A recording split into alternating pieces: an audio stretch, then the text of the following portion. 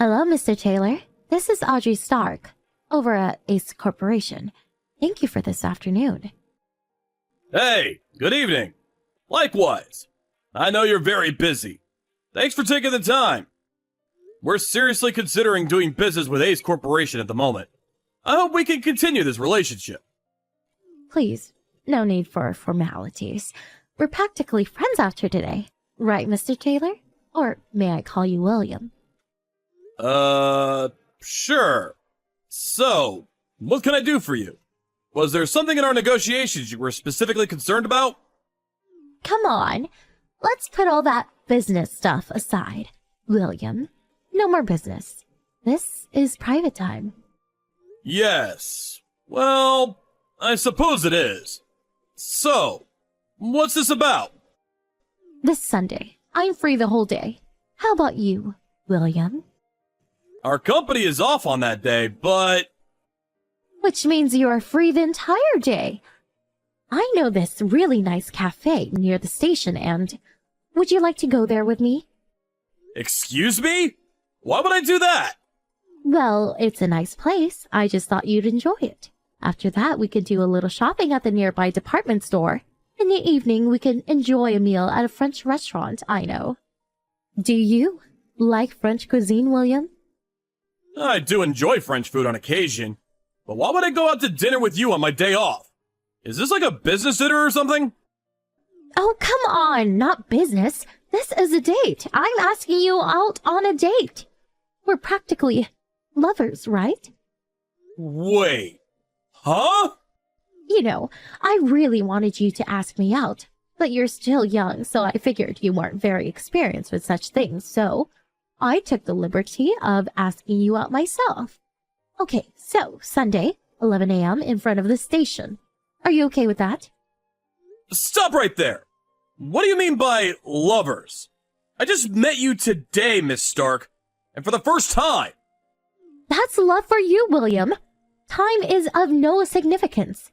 Besides, I knew the moment I met you that you fell head over heels for me when you saw me. Huh? Where did you get such an idea? I fell head over heels for you? Miss Stark? That's inconceivable. Why did you even think that? It's not as if I confessed my love for you or anything. There was no need. I just knew. The moment we met, you smiled at me. I could tell by your expression. Smiling when meeting people is what anybody would do. It's called courtesy. When I was explaining things, you were listening so intently, never interrupting. Well, it's considered bad manners to interrupt people during a conversation, especially during such important business negotiations. You were looking at me with those warm and passionate eyes. When talking with someone, it's customary to look people in the eye when speaking. When our hands made contact, you blushed and looked so shy. I was just a little taken aback when you intertwined your fingers with mine as I was handing you those documents. And when we were leaving, we exchanged line addresses. Well, you said there might be particulars you wouldn't understand and you might need to get back in touch with me. So? You did all that because you like me, right? No, you're mistaken. All I did was handle the situation normally, as any business partner would do. I'm afraid this whole thing, it's all in your imagination, Miss Stark. Oh, please. You don't have to be bashful. There are many guys who want me, but I'm not easily swayed, you know. But you, William, you're handsome. You paid well. You passed the test? I'll go out with you.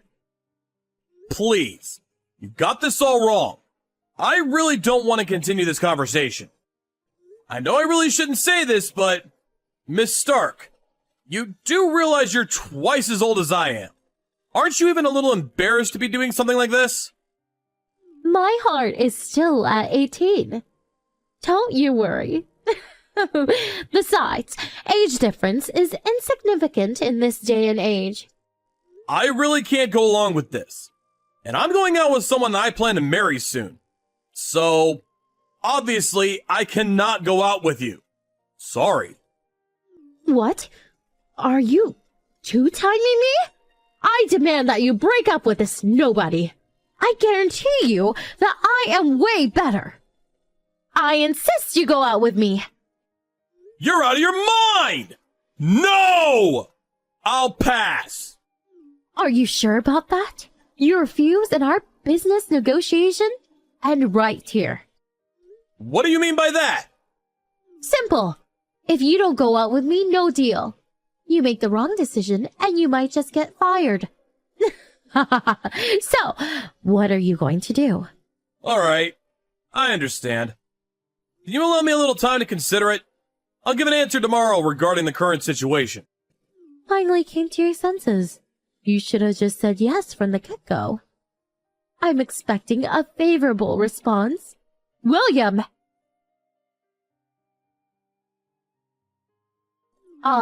William, are you there? What the hell is happening? Good morning, Miss Stark. Is there a problem? What's this about terminating the negotiations? I arrived at the office this morning, and the boss screamed at me. What did you do, William? All I did was relay the conversation we had yesterday to my superiors. I informed them that Ace Corporation stipulated that Miss Audrey Stark, one of its employees, insisted that she have an intimate affair with an employee of our company as a condition for concluding this business deal. If this condition is not met, the deal is off. That's what I conveyed. I also told them that I had no intention of accepting such conditions, and if they insisted that I go through with it, I would resign. Well, my boss was furious. He said he would never do business with such a shameless company. So, as a result, the whole business deal was terminated. I believe I said I would contact you regarding the answer to our conversation yesterday. Hold on. This whole thing, this is about our relationship, not the business deal. Of course it's about business negotiations. I turned down your offer of going out on numerous occasions, so I saw no need to refuse again. But this is not possible. You don't care if this business deal sinks just for a simple private matter? It's your company that's going to reap the consequences. You do realize that, don't you? I really don't know where you got your wires crossed, but it was Ace Corporation that brought this business to us, if I recall correctly. As this is the case, we have the right to terminate or conclude the contract. As a matter of fact, another firm, the Bayer Corporation, brought the same deal to us, under the same conditions. Except for one, of course.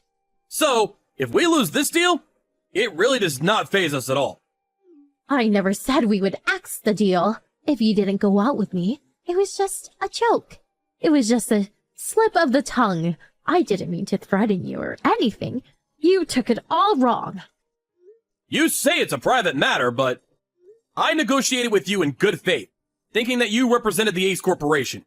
I believe that your words were your company's policy and intent. I really feel bad saying this to someone who's my senior, but you should take responsibility for your position and what you say. No, you got it all wrong. That was a private matter. It was even during business hours, so it has nothing to do with the company. Not sure about that. You brought that up during business negotiations.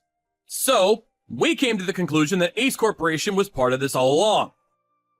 That it was policy. We couldn't believe it ourselves. Ace Corporation really takes us for some corrupt third world company.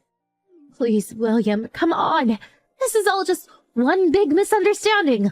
All I wanted was for you to be a little more forthcoming. That's all. I suppose I was a bit forceful, and I apologize for that, but I am not sure I approve of you bringing personal romantic affairs into a business deal. Please, think it over for me. Just tell your boss that you were misinterpreting the whole thing. If you don't, I may end up getting fired.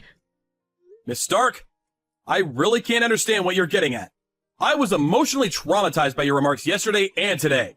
This is simply harassment. So, I plan to submit a complaint regarding this matter. As I said, it was all a mistake. Please, William, talk to your boss. Get him to reconsider. I'll do anything, please. Unfortunately, we already decided that we will no longer have any business dealings with Ace Corporation going forward. This account is private, so I'm going to block you. Sorry. Also, if you contact our company in any way going forward, We intend to get the authorities involved and will consult with our lawyers regarding what actions to take. I hope you and the company are able to work things out. Please, William, please believe me. My love for you is real. Can't you understand that? You can be certain that I'll make you happy. Please, reconsider. Stop it! Please!